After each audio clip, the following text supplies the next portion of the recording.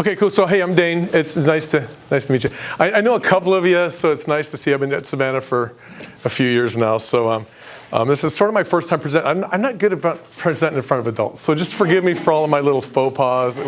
I'm super good about teenagers, and for some reason I connect with teenagers and I understand teenagers, and I dealt with teenagers for a long time, and so I'm comfortable there. So I might be a little bit nervous, but just try to understand that maybe get to the center of what we're talking about here.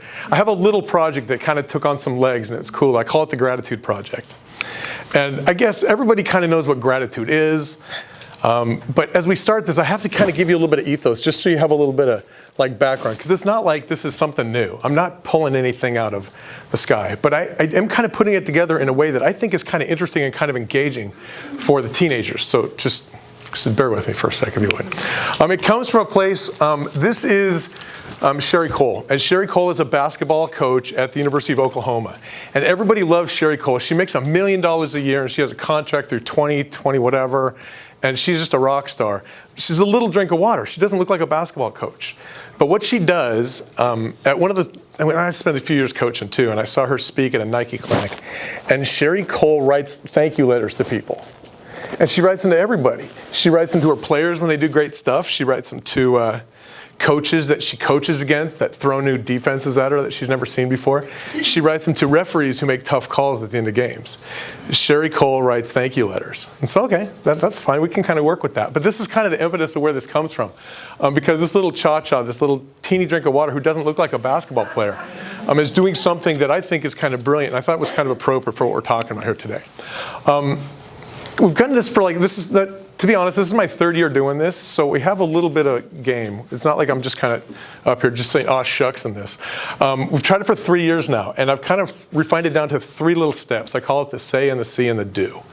And yeah, it's easy. It's easy. This is kind of low-stakes stuff that's going to be kind of engaging. So part 1, we call it the say. And this is where you just write a thank you note to somebody. I text students to say, hey, write a thank you note, and everybody can do that. Because writing a thank you note is easy. But it's a little skill that we kind of work to become a way of expressing. Well, you'll see in a second. The say is kind of a fun part. Again, what makes it work is because it's low stakes and it's accessible content. And I think it supports our writing journey a little bit. Anyway, we tried this idea of writing thank you notes to people, and it works. It works. I took Sherry Cole and I said, well, hold on a second. So we tried it.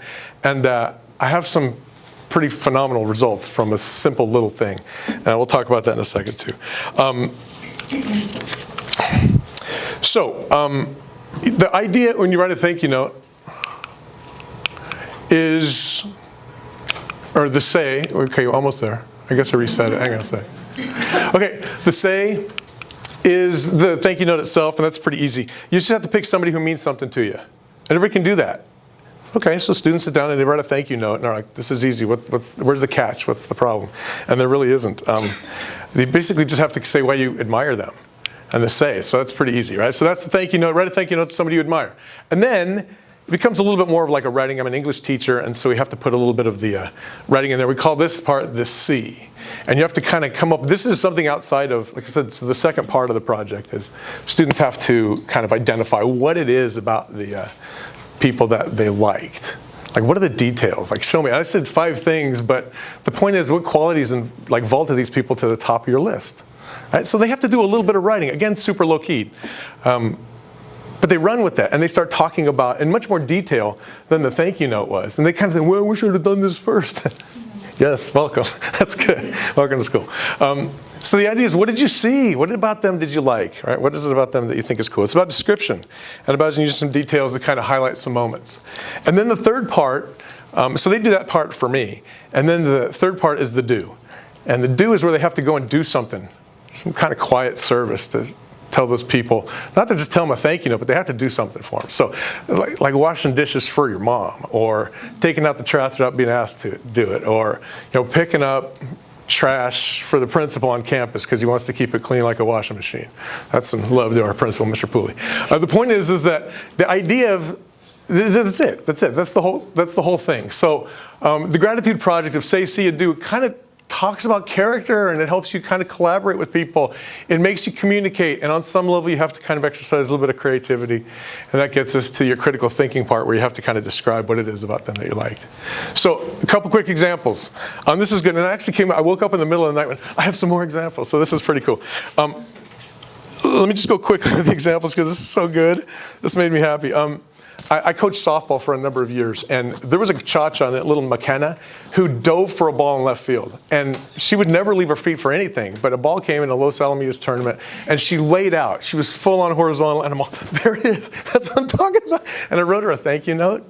And at the end of the year, I realized I had thank you notes for everybody on the team, and they hung out together, and they started reading the thank you notes to each other, because a thank you note, just something simple like that, was kind of a cool thing.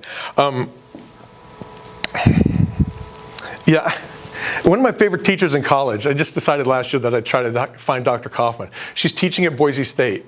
She's little, she's Jewish, she's from New York, she has big red hair, she's totally, like my twin. But on some level, she believed in me a long time ago, and I remembered that from when I was in school, and I wrote her a thank you note. And I got something back that was magic. And that's the kind of thing that's, those moments where, okay, whatever, it was just kind of a cool moment. And I also had students start writing to like their favorite authors or somebody that they thought was doing something kind of cool. If you saw somebody do something nice at a restaurant, or if you just a way of kind of complimenting them and then doing something nice for them, is like maybe you write a letter to their boss saying, wow, you know what, whatever, just a little thing. But the idea is that it just started with something that looked kind of small, but then it's turned into something kind of cool. So I did this too with my favorite author, or one of my favorite authors, a guy named Matt Riley, and he writes books for boys where stuff blows up and it goes really fast.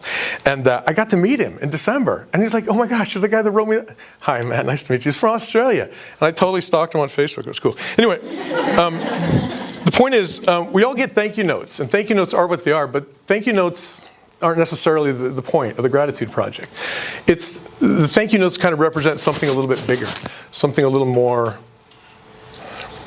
something worth a little bit more. They just have more value. And on some level, it kind of says that you matter because I'm going to effort you and say thank you. And so I think the effort is actually more important than the thank you note itself. And I think that's kind of the cool part of the gratitude project. So at this time where we're coming up on the holiday season where everything's pumpkin spice and Thanksgiving, maybe it's a good idea to kind of think about ways that you can kind of help kids say thank you and kind of be involved with the project a little bit. So thank you.